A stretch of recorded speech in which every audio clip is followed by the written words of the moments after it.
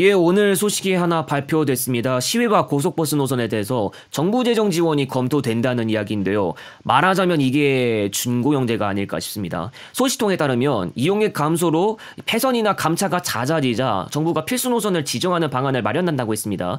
국토교통부가 시외 고속버스 운영 및 지원 체계 개선 방안 마련 연구를 사전 규격을 공고했습니다. 승객 수, 전체 매출이 급감했고 다른 것에 비해서 승객 이용률 회복도 100%까지 끌어올리지를 못하고 있습니다. 코버스 소속 회사들 가운데서도 그랬지만 특히 KD운송그룹은 이번 연도 1분기에만 해도 고속시외버스 노선들 감차 아니면 폐지 여럿 했었죠. 그 가운데서 좀 의아한 노선을 폐지하기도 했습니다. 국토교통부는 입찰제도, 수익금 정산 방안, 국토교통부와 지자체 간 재정분담 방안 등의 연구를 지시했습니다. 코로나 겪고 난 이후로 업계에서 정부 차원 지원이나 준공제가 필요하다는 목소리가 그동안 있어 왔습니다. 수요 급감, 매출 급감, 적자가 아니겠습니까? 그러면서 일단 배차량도 줄고요.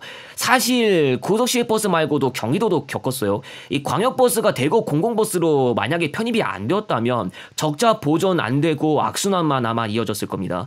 물론 2020년 중에 모두 다 편입된 것은 아니라서요. 이 편입이 안 되었던 노선들은 그러니까 이제 민영제니까 수요가 없으면 없는 대로 그냥 적자를 계속 보고 있었던 겁니다. 광역버스 말고도 일반 시내버스나 일반 좌석버스도 올해가 되어서야 공공관리제를 시행해서 좀 나아지게 되었다고 하지만 올해가 되기 전까지는 웬만해서 민영제라 적자 볼 건 적자대로 다 보고 배차량도 줄었고 시외버스와 마찬가지로 승무사원의 부족 현상도 겪었다는 경우의 이야기도 있었습니다. 물론 공공관리제 시행이라 이제 상황은 조금씩 나아질 것 같고 승무사원의 수급도 좀 더 잘 되는 방향으로 나아가야 하지 않을까 싶습니다. 준공제 시행, 물론 적자 보전부터가 가능하니까 승객이 너무 없어도 그렇게 걱정하지 않아도 될 수도 있습니다. 하지만 다른 부분에서 좀 걱정되는 것이 있습니다. 이 적자 보전을 공공기관에서 해야 하다 보니까 정부도 그렇지만 지자체에서도 지원을 해줘야 할 수도 있어요. 재정 상태가 크게 나쁘지 않은 지자체가 있는가 하면 그 반대의 경우도 있는데 반대의 경우라면 역시 그 금전에 아무래도 문제가 있을 거니까 이 적자 보전을 두고 복합적으로 어려움에 빠지는 수도 있을 것 같습니다. 저는 사실 정부가 그렇지 않아도 많은 경기도 지킨 좌석 노선들 그리고 이제 N버스도 좀 포함되는데 적자 보전을 일정 부분 하는 것 때문에 고속시외버스 쪽은 계속 차순위로 밀려나는 것이 아니냐 하는 생각도 좀 들었고 또 만약에 끝까지 안 한다고 하면 좀 극단적으로 말해서 재정 상태가 말도 안 되게 좋은 단체나 기업이 잡는 것이 아닌 이상 버틸 수 없는 것이 아닌가 하는 생각도 들었는데 그래도 지원할 검토는 뭐 한다고 하니까 다행이라고 생각해야 할까 싶습니다만 또 걱정거리가 하나 있습니다. 준고용제 시스템 자체는 금액 보전이 들어가지만 이게 방향성이 잘못되는 경우가 있습니다. 이미 시내버스계에선 줄곧 지적되고 있는 상황이었는데 이른바 사모펀드의 먹튀 그러니까 단기 차익 실현입니다. 그동안 사모펀드계가 준고용제를 좀 노려서인지는 몰라도 전국의 시내버스 업체를 여러 곳 인수했어요. 수도권에만 해도 좀 많습니다. 이게 소식통에서도 이야기했지만 수익 극대화한다고 이른바 배당금 잔치한다는 일들이 그동안 있어서 공공성을 해친다고 했었고 서울시는 배당 제한 기준을 마련한다는 방안을 검토한다고 했습니다. 여객 자동차 운수사업법 개정안 대표 발의도 얼마 전에 있기도 했습니다. 그것도 사모펀드와 관련이 있습니다.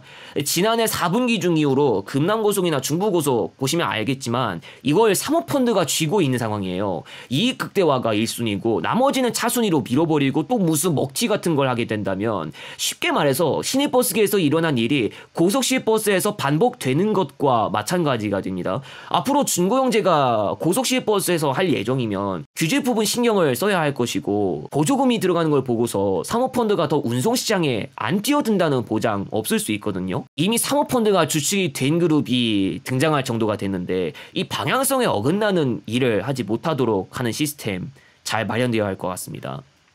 그리고 제가 말을 하는 김에 이 얘기를 좀 하자면 이 수년 전부터 있어 왔던 일이지만 한 기업이 적자나 성적에 큰 상관이 없는 고배당을 하는 행보가 한때 지적됐고 또 최근에는 오너의 고액 보수가 지적됐어요. 지금은 노선 운행이 민영제라 가지고 타격을 보면 타격 보는 대로 적자가 더 쌓이고 좀 허리띠를 졸라매야 할 수도 있을 텐데 이게 좀 곱지 않죠? 지적을 받는 게.